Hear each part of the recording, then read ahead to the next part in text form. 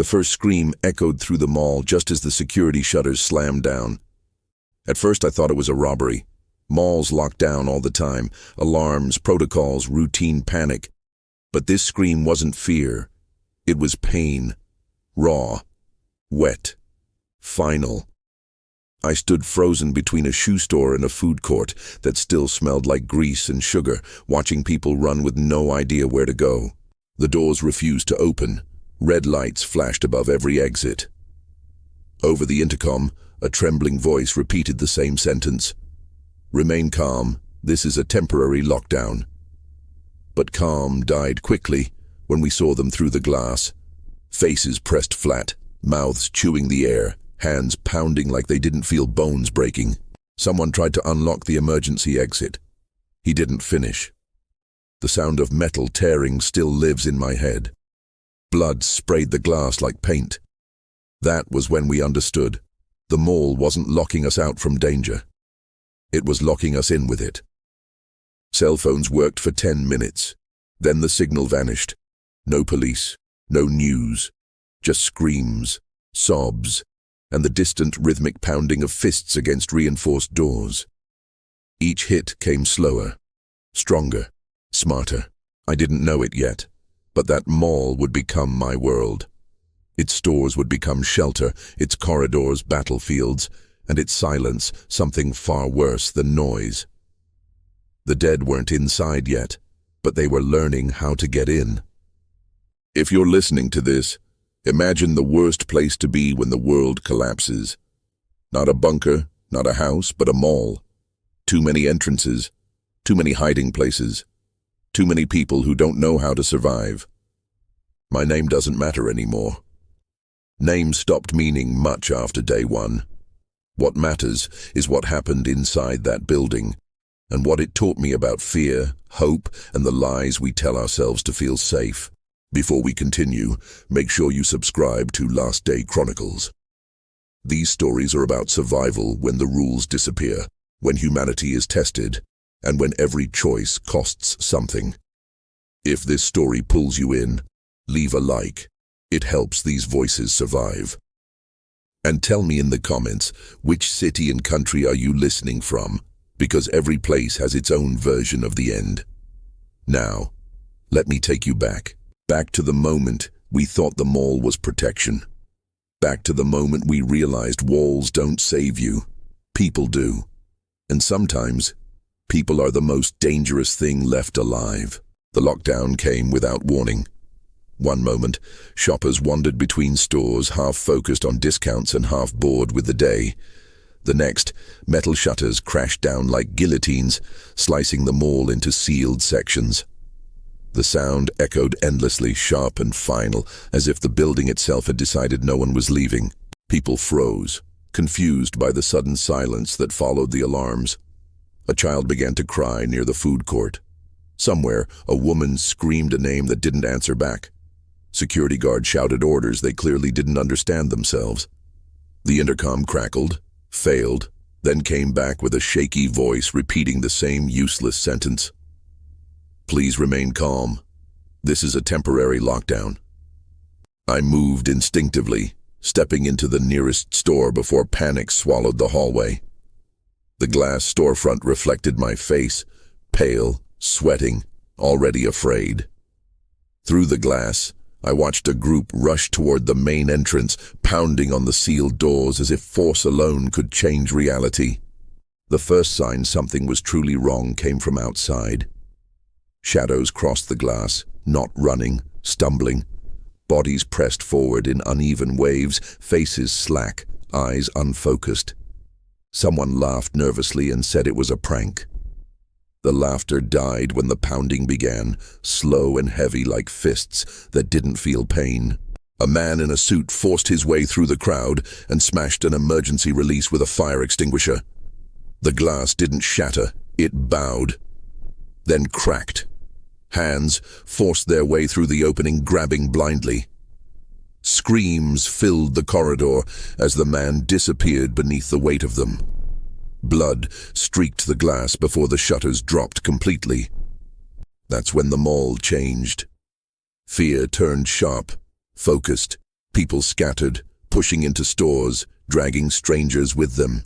Someone locked our gate, someone else cried that they were leaving family behind. I didn't look back. I couldn't. Phones came out, calls were made, messages sent. For a few minutes, hope lived in glowing screens. Then the signal bars vanished one by one. No news alerts, no emergency updates, just silence, and the sound of something moving behind the walls. We counted ourselves, 12 people, no plan, no weapons, just whatever we could grab from a sporting goods shop and a hardware kiosk. A middle-aged man tried to take charge. Nobody argued. Leadership was less about authority now and more about who didn't sound afraid. The mall lights flickered as backup power kicked in, music cut off mid-note. The familiar became foreign, every shadow felt alive. Every sound felt closer than it should have been. The mall wasn't empty, it was waiting. That was the moment I understood the truth. We weren't sheltering from the apocalypse, we were standing inside a trap built of glass, steel, and false comfort, and whatever was outside was learning fast. We didn't hear the breach at first. That was the most terrifying part. No explosion, no scream, just a subtle change in sound, a low metallic groan that didn't belong to the mall's usual noises. It came from somewhere far away, like the building exhaling something it had been holding in. The man who had taken charge, his name was Mark, raised his hand, signaling for silence. We froze. Somewhere beyond the walls of the store, glass shattered, not all at once. One pane, then another, slow, deliberate. Whatever was out there wasn't rushing anymore. A teenage girl near me whispered that they were learning. Nobody corrected her. The truth sat heavy in the air. The pounding we'd heard earlier had rhythm now. Not random strikes. Pressure. Testing. The dead weren't smart, but instinct was enough. The first breach happened 2 stores down. We saw it through the cracked security gate, a clothing shop, its glass front already webbed with fractures. A metal bench lay overturned nearby, smeared with blood. One final impact sent the glass collapsing inward, and shapes spilled through the opening like water through a broken dam. The screams came late. A couple had hidden inside that store. We heard them beg. We heard them try to run. The sounds cut off too quickly, replaced by wet, choking noises that turned my stomach. Someone covered their ears. Someone else vomited on the tiled floor. Mark ordered us deeper into the mall, away from the noise. Escalators loomed ahead, dead, motionless ramps leading into darkness. We took them anyway. Staying meant dying. Moving meant maybe living. Each step down echoed too loudly, like we were announcing ourselves. At the bottom, the air felt colder. The power flickered again, plunging the corridor into near darkness. Emergency lights cast long red shadows that stretched and twisted with every movement. Behind us, the sounds followed. Dragging footsteps, glass crunching, something growling in a voice that used to be human. The second breach came from above. A body fell from the upper level, slamming into the floor just feet from us. Its legs bent the wrong way, but it didn't stop moving. It crawled, fingers scraping tile, mouth snapping at nothing. Panic exploded. We ran. One man tripped. Nobody stopped, not because we were cruel, but because stopping meant joining him. His screams echoed behind us, bouncing off storefronts like a warning we refused to answer. The doors of a sporting goods store finally gave way, and we slammed them shut, barricading them with shelves and display racks. When the silence returned, it wasn't relief, it was realization. The mall had been breached, not just physically but psychologically. The dead were inside now. The rules had changed, and this was only the beginning. The sporting goods store smelled like rubber, dust, and fear. We collapsed behind the barricade, lungs burning, hands shaking too badly to be useful. Someone laughed, short, sharp, and hysterical, then stopped when no one joined in. Silence took its place, heavy and absolute. We counted again, 10 this time. Nobody said the names of the missing. We didn't need to. Their absence pressed against us harder than the walls. The dead hadn't just entered the mall, they had started subtracting us. We armed ourselves with whatever didn't feel ridiculous. Baseball bats, a hatchet meant for camping, a compound bow with only 4 arrows. It all felt laughably insufficient. Real weapons belonged to a world that no longer existed. Mark insisted we couldn't stay. The noise would draw them. He pointed at the store's back room, thin drywall, shared ventilation. "They'll hear us breathe," he said. No one argued. The idea of being trapped in one place now felt worse than facing the corridors again. We moved, store to store, keeping to the shadows, pausing at every intersection to listen. Each shop told the same lie: safety, thick glass, locked gates, familiar logos. But the dead didn't respect brands. They respected sound. In an electronics store, a phone alarm suddenly went off. Someone hadn't silenced it. The sound was shrill, piercing, alive. We watched in horror as shapes turned toward us down the corridor. Fingers tightened on bats. Breath stopped in throats. Someone whispered a prayer. Mark smashed the phone with his heel. The alarm died, but the damage was done. We heard the response almost immediately. Footsteps. Too many. Too close. We ran again, crashing through a cosmetics shop that smelled like chemicals and broken dreams. A woman named Linda refused to move further. She said the store had steel doors, that it was safer, that her legs couldn't take any more running. Fear made her stubborn, and stubbornness almost killed us all. It took 3 people to drag her out before the noise reached the gate. When we stopped again, we were down to 8. Nobody asked where the others went. We already knew the answer, and knowing didn't make it easier. Trust began to fracture. Eyes lingered too long. People started counting supplies instead of people. That was when it truly sank in. There were no safe stores, no strongholds, no hiding places, only borrowed time. The mall wasn't protecting us. It was thinning us out, store by store, breath by breath. The idea of the roof came like all bad ideas do, quietly, wrapped in hope. Someone said they'd seen a helicopter earlier before the signal died. Someone else said the roof had clear access, emergency ladders, open space, above the noise, above the dead. It sounded logical, it sounded safe. That's how lies survive. We followed service corridors marked authorized personnel only, moving past dumpsters and locked maintenance doors. The mall felt different back there, unfinished, narrow, breathing warm air through metal vents. Every step upward felt like progress, like escape. We stopped whispering and started planning again. That should have been our first warning. A security map on the wall showed the roof access near the cinema wing. The word exit glowed in our minds, brighter than any emergency light. We moved faster than we should have. Hope makes you careless. The stairwell door was locked, thick, reinforced. Mark cursed under his breath while we searched for another route. That's when we heard it, movement above us, not outside, inside the stairwell. Something had already found the way up. We backed away, hearts pounding, and took a detour through the theater hallway. Movie posters lined the walls, frozen smiles and action poses mocking us. The floor was sticky with spilled soda and something darker. The smell of decay mixed with popcorn made my stomach turn. The cinema emergency exit led to a final stairwell. This one opened. Daylight spilled through the narrow window like a promise.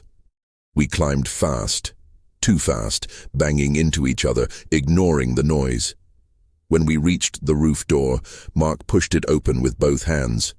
The roof was empty. No helicopter, no rescue team, just wind and gray sky and a city bleeding smoke in every direction. Cars burned silently on distant roads. Sirens wailed somewhere far away, unanswered. We stood there stunned, breathing hard, staring at nothing. Then the radio crackled. A voice broke through, distorted, weak, desperate. "Evacuation, not secure, repeat. Do not approach roofed." Static swallowed the rest. The message ended, but the lie had already done its damage. We had believed the roof meant safety.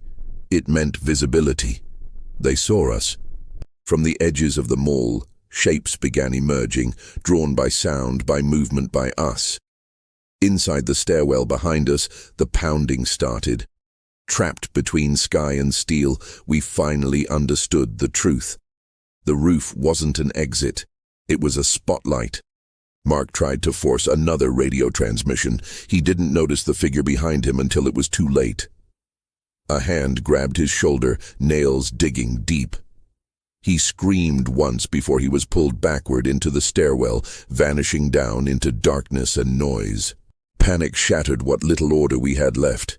People ran in different directions, slipping on gravel, screaming names that wouldn't be answered. One woman jumped, choosing the drop over what was coming up the stairs. I still hear the sound she made when she hit. I didn't think. I moved. Back through the door, back into the mall. The dead poured upward behind me as I slammed it shut, jamming a broken handle through the frame. The pounding returned, closer, angrier. The roof went quiet again. Below me the mall waited, dark, breathing, hungry. The lie was over, and now we had to pay for believing it. The mall felt different after the roof. Smaller, meaner. Every corridor seemed to tighten around me as I moved, like the building itself had decided I no longer belonged. The noise from above faded, replaced by something worse. Anticipation. I was alone now. I didn't bother counting anymore. Counting meant remembering, and remembering slowed you down. My hands shook as I checked what I had left. A hatchet, a single flashlight with dying batteries, and a body that felt heavier with every step. The emergency lights flickered one last time and went out. Darkness swallowed the mall whole. I stood still, listening. The dead moved differently now. No frantic rushing, no mindless wandering. They spread out, filling space, cutting off paths without knowing they were doing it. I followed instinct more than memory, slipping through stores with broken gates, climbing over counters, ducking into stockrooms that smelled of dust and rot. Once, I hid behind a mannequin while a shape dragged past, its breath wet and uneven. I didn't move. I didn't blink. Hunger gnawed at me, but fear burned hotter. I remembered the loading docks, wide doors, external access, places meant for trucks and movement, places not designed for crowds of shoppers. I headed down, guided by faded arrows and hope thinner than paper. I wasn't quiet enough. A crash echoed behind me as something knocked over a display rack, then another, then many. The sound rolled through the mall like a wave. I ran, lungs screaming, feet slipping on polished tile, the flashlight bouncing wildly as shadows exploded around me. The loading dock doors loomed ahead, one partially open, bent outward like it had already been tested. Cold night air rushed in, sharp and real. Hands reached for me from the dark, fingers grazing my jacket as I swung the hatchet blindly. Something grabbed my leg. I fell hard, pain exploding up my side. I kicked, screamed, hacked downward until the grip loosened. I didn't look at what I'd hit. I crawled, then stumbled, then dragged myself through the gap. Outside, I collapsed onto cracked asphalt, gasping like I'd never breathed before. The mall roared behind me, pounding, screaming, glass breaking. I rolled away just as the doors finally gave, the dead spilling out into the parking lot in a broken tide. I didn't stop running until my legs gave out again, until the mall was just a dark shape against the horizon. I lay there shaking, staring at the sky, waiting for guilt or relief or something to make sense. Nothing did. When I finally stood, dawn was breaking. The world looked the same as it always had, quiet, ordinary, ruined. Behind me, the mall stood open and hollow, a monument to false safety. I walked away alone, and I never looked back. I still see that mall in my dreams. Not as it was at the end, but as it used to be. Bright, loud, full of people who thought walls and routines could protect them. I wake up before the doors close, before the first scream, before the lie of safety settles in. What I learned there cost more than I can explain. Safety isn't a place, it's a moment, a decision made before fear convinces you to stay. The mall didn't kill us because it was weak. It killed us because it felt familiar, because we trusted it when we should have kept moving. If you're still out there listening to this as the world falls apart around you, remember one thing. Don't let comfort become your cage. The dead don't need to be fast, they just need you to stop. I walked out alone, carrying nothing but breath and memory, and I survived because I didn't wait for the doors to open.